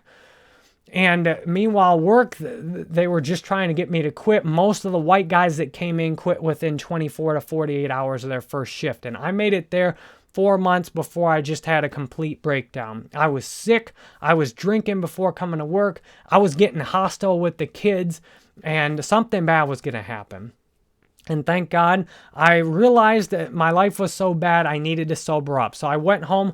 I took sick leave from work for 6 weeks. I went home and stayed with my parents, and I got healed up. And then the rest of the time I worked at corrections, I was sober. And that was the longest sobriety I'd had since I had first drank. 3 months. I got no program, nothing, just white knuckling it. I'm going to stay sober, and I'm going to make my life better. I'm going to get out of working at this $20,000 a year prison job. I'm going to become a police officer. Yeah, I'm going to become a police officer, as crazy as I am. They let me too. I'm going to become a police officer because I knew I could understand the crimes and stuff other people were doing because that's how I thought and how I acted. I knew I could easily understand and diagnose what other people were doing because I was doing it too. I knew I'd make a good police officer as long as I wasn't too crazy. So the last 3 months I worked at corrections, I was sober. I took really good care of myself. I started to get better. I started to feel better, and all the problems went away. All the crazy drama and stuff at work, the kids started to actually like me. The kids who'd hated me the most actually ended up attacking other people and getting stuck in solitary. And I ended up having a nice time. The rest of the time I worked at corrections, and guess what? Within 3 months of sobering up, I got a job as a police officer. They let me work. They didn't do a polygraph or anything because it was at a state mental health, transporting mentally locked up inmates from one place to another. Like if an inmate locked up in a mental facility needed to go to the doctor outside, then I'd come pick them up, take them, escort them in and out, and take them back. So they let me become a police officer, and it wasn't long until I started drinking again. Once my life had got better, I thought, okay, now I can drink again. See, I just was in a bad spot before. I fixed my life up. Now I can drink again. And things didn't get better there. They got worse. So I went to the police academy. And the police academy, you stayed there for 5 days a week. It was just down the street from my house because by now, my drinking and lifestyle had taken me to living in the ghetto. I was in the hood. Someone got murdered in the neighborhood that I lived in while I lived there. A little 14-year-old girl got murdered right out in front of where I lived. My rent was $400 a month for a one-bedroom apartment, and the people were really nice to me there too. There were almost all black people that lived there, and the people were really nice to me that lived there. That was one of the nicest places I've ever been treated. The office staff was really nice, and all the people were really nice there. At the same time, there was lots of drug dealing and gangbanging there. I got invited to a barbecue. There's people packing guns, doing drug deals like right in the middle of the barbecue. And that's where I became a police officer at.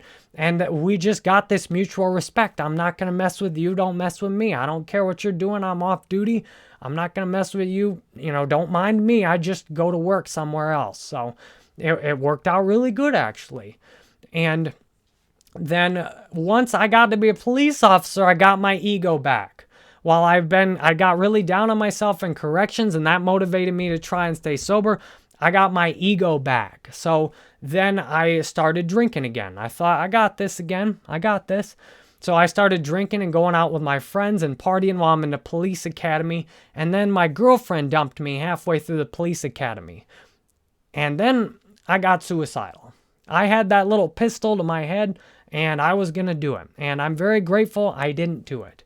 And I sobered up again. I said, okay, I've got to stay sober now because I had nearly taken my own life sober after she left me. I figured I can't chance it. I can't risk getting drunk and killing myself. So I stayed sober for 3 more months. I felt like it was an utter tragedy. Every time I missed out on going out with drinking with my friends or going out and play a poker game. I remember this poker game I missed out on, and I felt like it was the biggest tragedy in the world that I couldn't go because I was afraid I'd drink. I was staying sober, and I figured I can't go to a poker game without drinking. Not long after that, I realized my life was not going anywhere. I realized I needed to do something with my life. or drink. I was considering going in the Air Force. I realized if I kept staying sober, I was going to go in the Air Force. So I drank. And then I was comfortable at my job again. I'd do things like I'd get wasted, I'd be at work, and I'd then go out with my friends that night, get wasted, throw up on the side of the bar, throw up in the bed, throw up in the sink, put my gun and my badge on and go into work just 30 minutes or an hour after I threw up and try and hope to sober up and get through the hangover during the shift. And amazingly, they let me become a police officer. Where I started at mental health, they let me become a police officer at a university, which is a really nice police department. Now, they usually screened most of the new officers very strictly, but since I was already certified, they gave me a really easy polygraph because they wanted already certified officers. The officers who weren't certified took a lot of time and money to train, and so it was a lot cheaper to get an officer in who's already certified, with the presumption that the initial department already did a lot of screening on that officer. All you need to do is just check that they've been straight while they've been a police officer. Make sure they haven't lied or done any drugs or cheated at work or done anything like that. So the only questions they asked me on the polygraph were, they asked me a lot of personal questions in the background, and I minimized all the stuff. I had interviewed at another police department.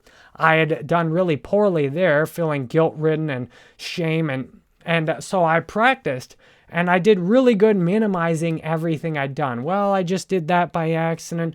Well, I even managed to avoid having discussed wrecking my car drunk because, and I quote, I asked, well, what if I just, for the car accident, I wasn't sure what to put. What if I just bumped my car over a curb or something? Does that count as an accident?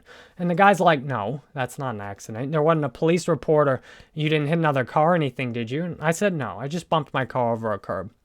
And he said, no, that's not an accident. So I checked no on there. When if I'd explained to him, does getting wasted, driving your car drunk, hitting a curb, blowing the airbags up and totaling the car, does that count as an accident? Now, see, if I would have been honest, they might not have hired me, but and I managed to even get through. I felt like I'd been completely honest. The polygraph showed it. I believed I had been completely honest. I was such a good liar, I completely lied to myself. They call that a pathological liar. You don't even know you're lying. You believe the lies you're telling. The polygraph only detects if you don't believe the lies you're telling. It detects it if you realize consciously you're lying. If you don't realize you're lying, if you wholeheartedly believe you're telling the truth, it doesn't pick that up. So I got through the polygraph at that department. They hired me, and man, I went on tilt. I thought I'd made it, and I had these night shifts I worked there. I would go drink with my friends. I didn't normally drink in the morning. But at these night shifts, I would go drink with my friends at the bar at 5 p.m. as soon as I got up because I'd go to bed at like 10 a.m. after night shift when I worked. And I'd drink all night and play video games, and holy cow, my life got scary. I forgot about the pain of the ex-girlfriend, and I was just one girl after another. I'd meet girls relentlessly at work because I worked the university. I'd get phone numbers while I was on duty. I'd call up while I was drunk. I'd meet girls on a call. I'd add them on Facebook. I'd be talking to them while I was drunk. I was everywhere. I was drunk. I was insane. One day, I had a 3-day shift. And my friends all went to the bowling alley and got drunk. So that means I got up at 5:30 a.m., worked until 7 p.m., and then I had to get back up and go in at 5:30 a.m. and do that 3 days in a row. So that would be Friday, Saturday, Sunday. So on Saturday on that, I got up, 5:30 worked. My friends informed me during the day they were going to the bowling alley and drinking. So I went with them. I had a couple of pitchers at the bowling alley. And meanwhile, I drunk drove everywhere.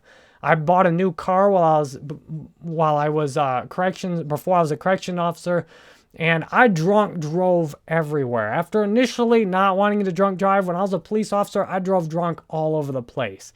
Because I saw other officers at work, they'd be drunk driving, going to the bar, they'd flash their badge, And I wasn't going to get into them and arrest them. So one of our other officers did arrest another department's officer, and it was all out war. And I said, I'm not going to be like that. I'm not going to mess with another officer because it's just a disaster. You're never going to get a conviction. You might as well. And I was conditioned. One of the first things I saw as a police officer at my new department, I saw a car wreck, a complete DUI drunk wreck, a little bit worse than mine.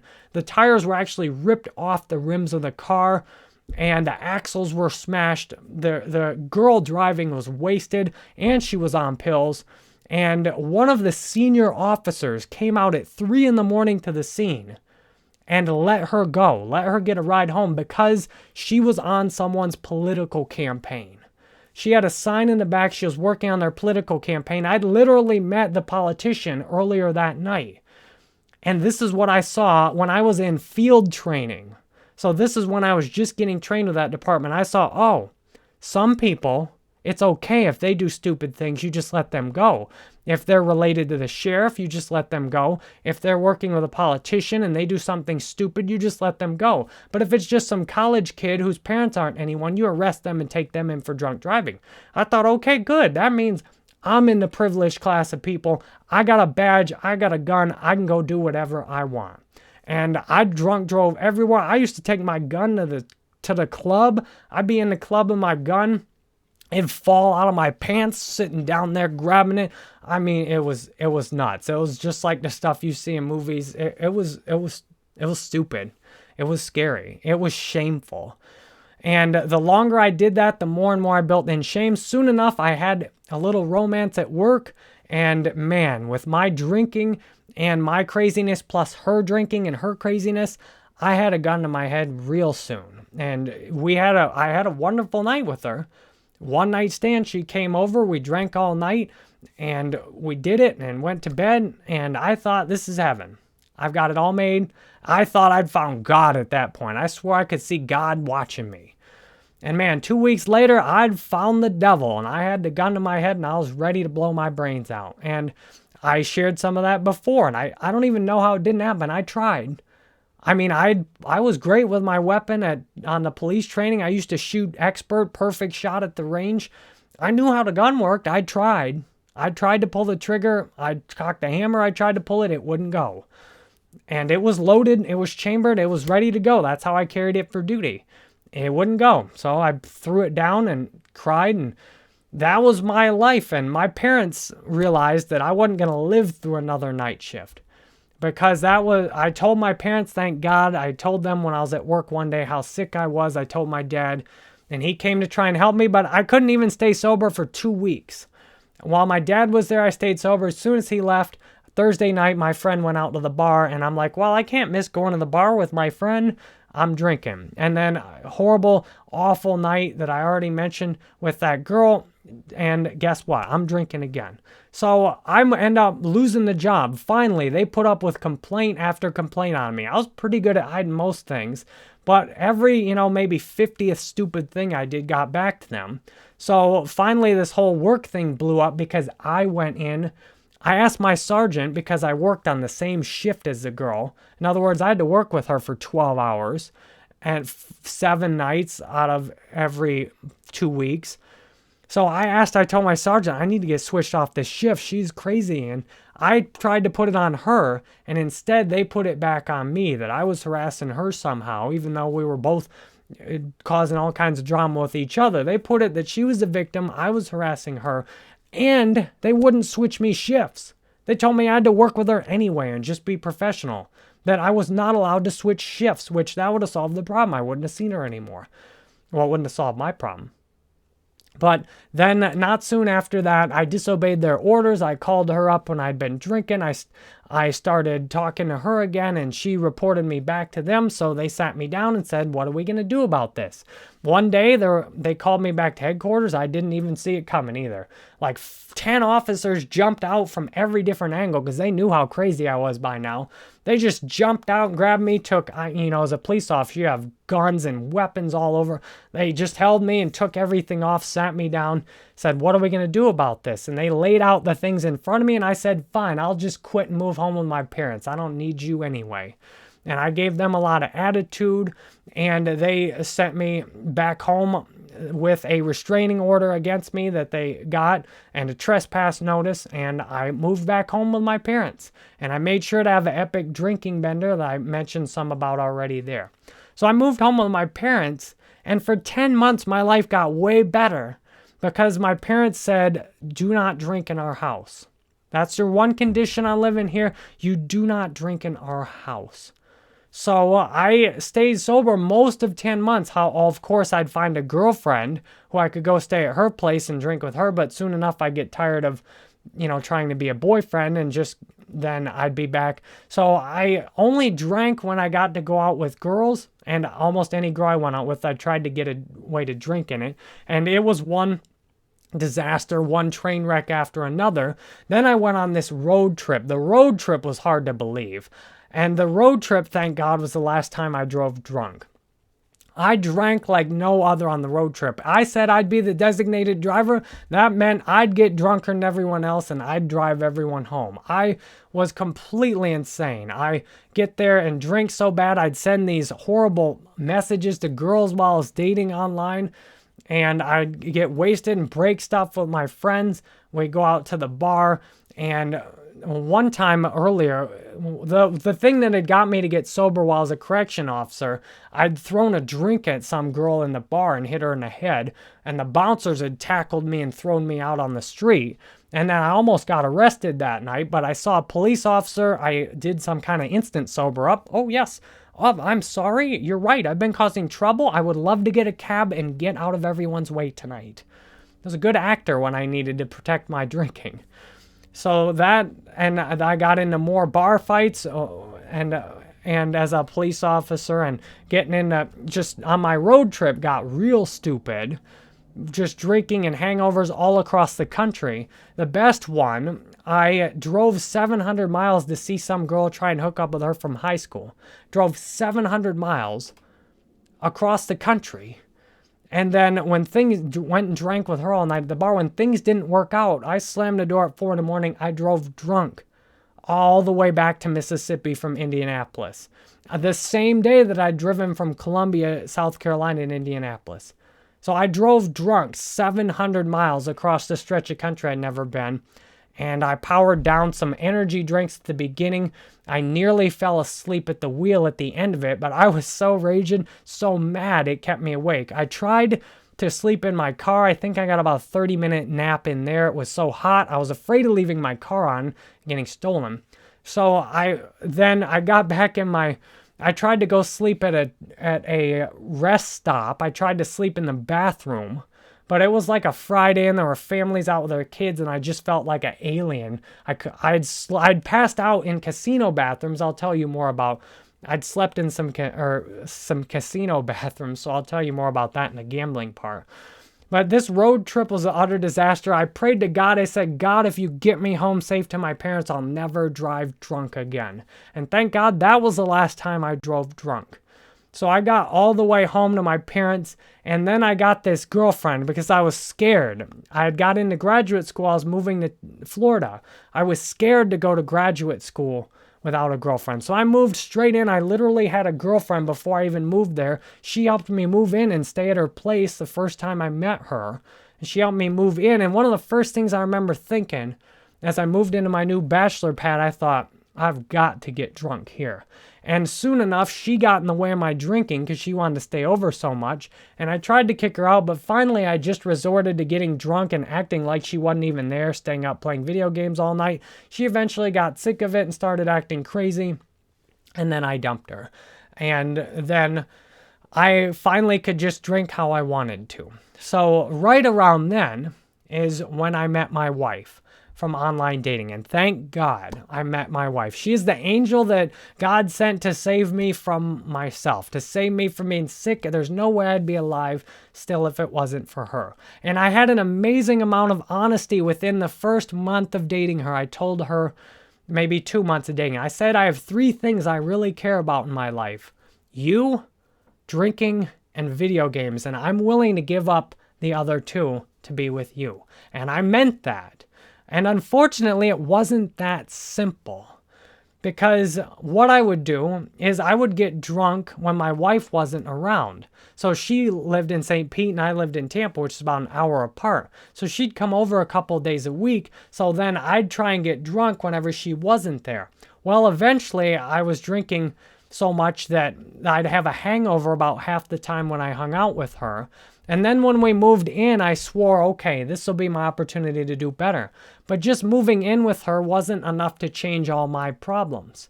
In fact, it brought them out. One night we had this horrible argument at 3 in the morning when I was basically doing what I normally did, staying up, drinking all night, and playing video games. And then after that, I swore. I woke up the next day and I said, I swear to God, I'll never drink again. And I believed it. And this was in October 2012. Or no, 2011. So I then stayed sober for a couple months just on my own willpower. And then I went and planned out this whole trip so I could get drunk. I was separate from her at Christmas time. And then I ended up visiting my friends in Columbia in South Carolina, and they bought me a bottle of strawberry Smirnoff, and then I ended up relapsing right there and drinking with them and crying to her and telling her how sorry I was, and then I stayed sober for 5 more months. The problem was mentally my life was getting worse, even though outwardly my life was getting better, and this is when I started admitting my video game addiction as well. As my life, when I stopped playing video games and drinking, I had enough time and energy to start a company. While I was in graduate school getting a master's degree and working as a graduate assistant 20 hours a week, I had so much time and energy, I started a company in place of playing video games and drinking. And that's how I got started working online, actually by trying to avoid my alcohol addiction. Before I ended up having the argument with my wife about alcohol, I had told her I was quitting playing video games and was starting having a video game addiction website, and I started my business to help people with video game addiction, but then I relapsed on video games and then got drunk, and then that's when we had that whole argument, because once I started, I just couldn't stop. So after 5 months of my life not getting better, I just rationalized it. I told my wife, well, look, and she was getting more aggravated because she expected when I sobered up that I'd be a nicer, better person, but I wasn't. I was more of a pain in the butt most of the time. So it almost seemed reasonable that I should try and just control my drinking. So I went back and started drinking, but at first I didn't drink anywhere around her. I just would only drink if I was visiting my friends or on the road or something. So for most of 2012, I didn't drink that much. I drank once again in May, and then I might have drank once in June, and then maybe once in July or August. But then by the end of the year, it was time for our wedding, and all my friends had a bachelor party, so I started drinking more before that, and then I got totally wasted at the bachelor party. It picked up some more shame there, like I already talked about, and by then I was back fully on the drinking game. So I drank, and then on the day of our wedding, I was all by myself for the first hour before my friends came over. I went to the store. I bought some beers. I had a bunch of liquor, and all my friends and I, we got drunk right before my wedding. And then when I saw my wife at the first look, I didn't feel drunk. I didn't feel good about being drunk anymore. I felt ashamed of myself. I felt like I wasn't good enough for her. And she felt the same thing I felt. She all of a sudden felt like she wasn't good enough to sober me up, to be enough for me to be excited about. And from there, things started to get ugly. We got through our wedding day gracefully. We had a wonderful wedding. We had a honeymoon. And the day we came back from the honeymoon, I got wasted. And things started to go downhill from there, especially in 2013.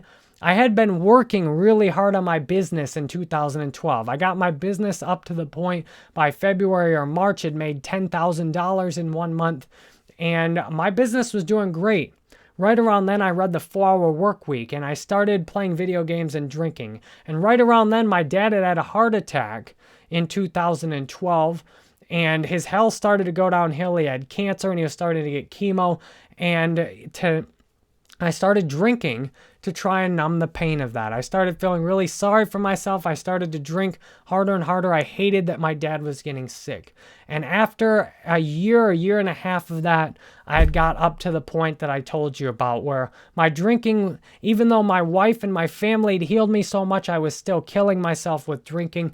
And as I progressively drank more and more, my behavior, which initially had healed up a bit from living at home with my parents and living it with my wife, after a year and a half of drinking like that, my behavior was back to where it was. It was getting to the point where I was at the jumping off place. I was either going to do unforgivable things and kill myself, or I was going to get better. So thank God I faced death. I realized that death was my only option without help. And I started going to Alcoholics Anonymous, as I've explained to you here. You're like, oh, thank you. Damn, an hour and 48 minutes to get to the recovery part. Well, most of my alcohol story is drinking and suffering, and I hope you can identify with these experiences I've been through. If someone in your life is experiencing them, I hope you can identify with these things as signs of an alcoholic. So the first 3 months I went to AA, I pretty much did nothing. I didn't work the program. I didn't do anything I was told. I read the book a little bit here and there. I went to 2 meetings a week. Now remember the alcoholism I talked to you about. This is a guy who was drinking 20 plus hours a week, and all of his thinking was all wrapped around drinking. All my memories are wrapped around drinking. All my thinking and planning, my entire life was planned around my drinking. I'd literally schedule time with my wife and base my drinking on when that was. My whole life was all about drinking. My dad broke his arm on the last day I saw him, and we easily could have stayed another day to help my mom out, but no, I had to go home. We had to leave that day, right when Dad broke his arm, because I needed to drink the next day. And the day my dad died, I got wasted with my friend from college and said, so what? I thought I did this monumental thing by waiting a couple hours to drink to talk to Mom on the phone after she'd just found out that Dad died. So after 3 months in AA, I built up a big resentment against my wife's family. And it happened, they have a little wiener dog, a little, whatever, it looks like a little wiener dog. And he would bark all the time. And I was on edge, just like all the other times I stayed sober. The longer I stayed sober, the more and more frustrated I got, the more on edge I got, the more I couldn't stand life. And I screamed at this dog one day. This is literally what I said. Shut the fuck up. I screamed at the dog as loud as I could in the middle of all my wife and her family. And then the obsession to drink came back. After 2 months of going to AA, I was under the illusion that I was somehow cured just because my ass was sitting in meetings for 2 hours a week and I was a member of AA and I wasn't drinking. I was reading the book, Alcoholics Anonymous, a little bit. I was under the illusion that I was cured. Well, after going to AA for 3 months, the obsession to drink returned and it felt like suffocating to death. All I thought about all day was drinking. All I wanted to do all day was drink. It started the day I canceled going to July 4th with my wife. Holidays mean a lot to her, and after screaming at her parents' dog, I said, no, I can't see your family. I'm tired of them. And as soon as I did that, obsession to drink came on, because that's the kind of stuff I had done for years in our marriage at that point to get myself in a position where I could drink. So I put myself in a position to drink, but I stayed sober, and God, it was miserable. I was insane. I just walked around the house praying to God to stay sober. The next thing, I'm walking in at a liquor cabinet and taking my wife's that she had bought to have a fun party with her family. I'm taking her liquor out to try and drink it, and I'm taking the top off, smelling it, putting it back in the cabinet. And I'm sitting there. I play the same video game, that Origins, Call of Duty's Black Ops 2 Zombies game. I'm sitting there trying to play that, get myself in the mood to drink. I'm lying. I tell myself I'll go to the liquor store. Then I drive to go to the liquor store, but then I go to the gym. And I went one day to my personal trainer, and the only way I could even talk myself into getting out of the house was that the liquor store was on the way home. I was saying I could go to the personal trainer and then go to the liquor store. And then by the end, I'm just crying. I'm praying to God. And I just prayed to my dad who was dead. And I said, just please drive me home. I have to go to the liquor store. If I drive, please just drive me home. So then I felt like my spirit went over and sat in the passenger seat, and like my dad possessed my body and just drove us home safely. And then another day of that, sitting at the parking lot in the liquor store one day, I realized I needed some stress relief. That damn, I was stressed out. I was a pain in the ass all the time, all day, every day to everyone, just on edge. I'm like, I gotta get some stress relief. And I know liquor gives me stress relief, but by this point I was scared to death to drink again after all the things I've told you. And lots more things that just don't fit into this time period right now. I sat there in front of the liquor store, and I realized I was scared to death to go in the liquor store. And I realized I was also scared to death to go into massage envy. And I said, why the hell am I scared to get a massage? I understand why I'm scared to go to the liquor store, but why the hell am I scared to get a massage? That might actually help unmess me up some. So I just realized, like, I don't care how I feel. I'm going to go do the right thing. And I realized I was afraid. I didn't know what my life would look like if I stayed sober. If I actually tried staying sober and lived a different way, I didn't know what my life would look like. I was afraid of the unknown. And while I was getting the massage, I stopped thinking. For the longest time, I'd stopped thinking sober, and since maybe a child. I just paid attention to her massaging and grabbing and moving and all of a sudden I got 3 thoughts that felt like they came from God.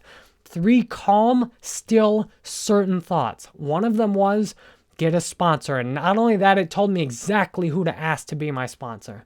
The second thing, it said go to 5 meetings a week instead of 2. And the third thing it said is read that book.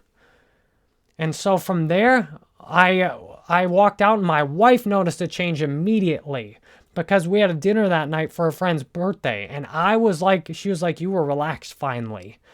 And I realized like a week or 2 later, now think about this, I had been obsessed with drinking for weeks.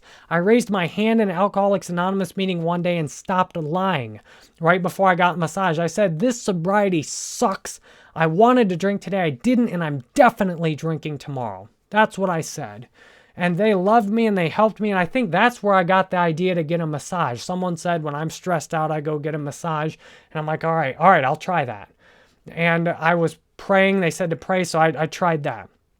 And then all of a sudden when I realized that I had forgotten the obsession to drink, that I had been weeks and I hadn't even thought of drinking, I said, oh my God, AA really works.